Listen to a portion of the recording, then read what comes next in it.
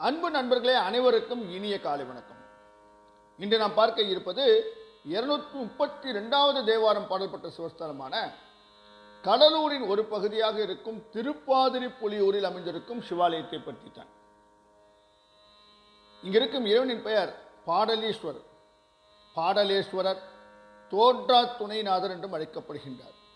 இரவியின் பெயர் பெரிய நாயகி, தோகை நாயகி, அருந்தவ நாயகி என்றும் அழைக்கப்படுகின்றார். இந்த ஆலயத்திற்கு எவ்வாறு செல்வது? திருப்பாதிரிப்புலியூர் கடலூர் நகரின் ஒரு பகுதி. திருப்பாதிரிப்புலியூர் கடலூர் ரயில் நிலையத்திலிருந்து சுமார் 1/2 கிலோமீட்டர் தொலைவிலும், கடலூர் பேருந்து நிலையத்திலிருந்து சுமார் 1 கிலோமீட்டர் தூரத்திலும் இருக்கின்றது. நகர பேருந்து வசதிகள் நிறைய இருக்கின்றன. இந்த ஆலயத்தின் தலவரலாற்றை பார்ப்போமா? பாதிரியை தலமரமாக கொண்டதாலும், புலிக்கால் முனிவர் அதாவது வியாக்ரபாதர் வழிபட்டதாலும் பாதிரி பிளஸ் புலியூர், பாதிரி புலியூர் என்றானது. கல்லால் பிணைக்கப்பட்டு கடலில் எரியப்பட்ட அப்பர் சுவாமிகள் சொட்டுணை வேதியன் என்று பதிகம் பாடி கல்லையே தெப்பமாக கொண்டு கரையடைந்த ஸ்தலம் இது.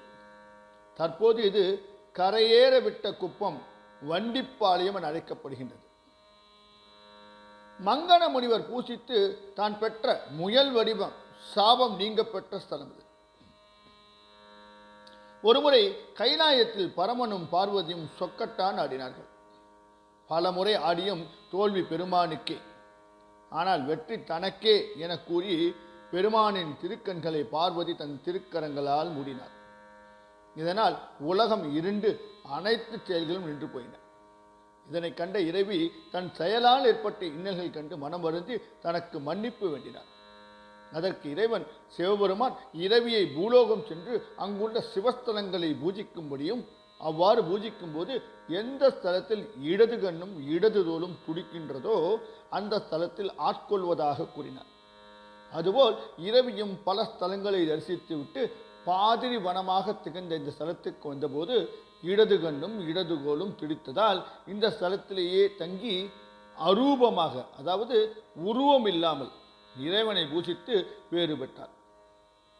ஆலயத்தில் இறைவன் கருவறை சுற்றி வரும்போது கஜலட்சுமி சந்நிதியை அடுத்து துர்க்கை கோஷ்டமூர்த்தம் உள்ள இடத்தில் அம்பிகை அருவ உருவில் தவம் செய்த இடம் அருந்தவ நாயகி சன்னதியாக போற்றப்பட்டு வருகின்றது. சன்னதியில் உருவம் ஏதும் இருக்காது, பீடம் மட்டுமே இருக்கும். இந்த ஆலயத்தின் அமைப்பை பார்ப்போமா? ஆலயம் கிழக்கு நோக்கி அமைந்திருக்கின்றது. ராஜகோபுரத்திற்கு பக்கத்தில் சிவகர தீர்த்தம் நல்ல பரித்துறைகளுடன் இருக்கின்றது. முன் மண்டபமும் அதை அடுத்து 5 நிலை ராஜகோபுரமும் இருக்கின்றது. கோபுரத்தில் ஏராளமான சுதை சிற்பங்கள் இருக்கின்றன. வாயிலை கடந்து உட்சென்றால் உயரத்தில் பலிபீடம், செப்பு கவசமிட்ட கொடிமரம், முன்னாள் நந்தி முதலியவைகளை தரிசிக்கலாம். வெளிப்பிரகாரத்தில் சன்னதிகள் எதுவும் இல்லை.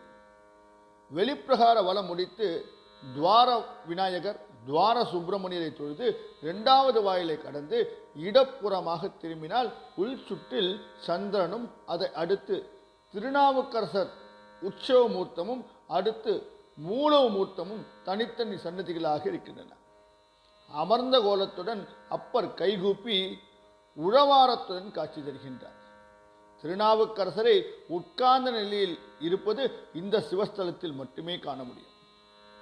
உட்பிரகாரம் சுற்றி வரும்பொழுது 63 சன்னதியை அடுத்து தல விநாயகர், கன்னி விநாயகர் என்ற பெயருடன் காட்சி தருகின்றார்.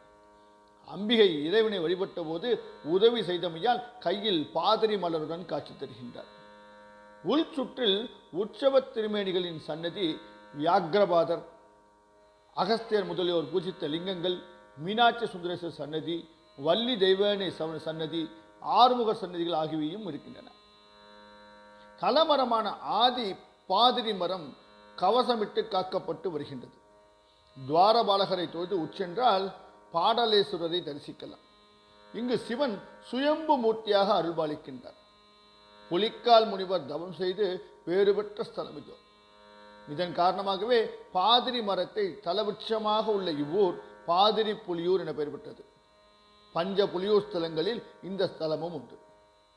இந்த ஸ்தலத்தில் ஆறுமுகப் பெருமான் வடக்கு நோக்கிய மயிலின் மீது ஒரு காலை மடித்து அமர்ந்து கிழக்கு நோக்கி எழுந்தள்ளிருக்கின்றார். வள்ளி தெய்வானை இருவரும் அருகே நின்ற கோலத்தில் காட்சி தருகின்றார்கள். அருணகிரிநாதர் இந்த ஸ்தல முருகப்பெருமானை வழிபட்டு பாடல் அருளி செய்திருக்கின்றார். திருப்புகழில் ஒரு பாடல் இந்த ஸ்தலத்திற்குரியது. எல்லா சிவன் கோயில்களிலும் பள்ளியறை இறைவியின் சன்னதியின் அருகில்தான் இருக்கும். பள்ளியறை இல்லாத கோயில்களும் உண்டு. எடுத்துக்காட்டாக திருவானைக்கா ஜம்புகேஸ்வர ஆலயத்தை கூறலாம். ஆனால் பள்ளியறை இறைவன் திருக்கோவிலில் அமைந்து நாள்தோறும் இரவியே பள்ளியறைக்கு எழுந்தருள்வது இந்த ஸ்தலத்தின் தனிச்சிறப்பாகும்.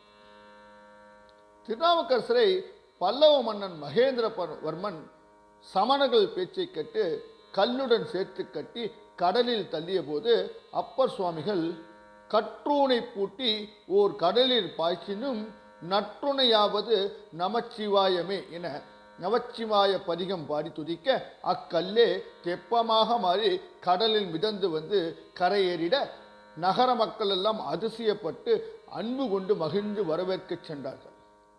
இன்றும் அப்பர் கடலிலிருந்து கரையேறிய இடம் கரையேற விட்ட குப்பம் எனும் பெயரால் சிறப்புடன் விளங்குகின்றது.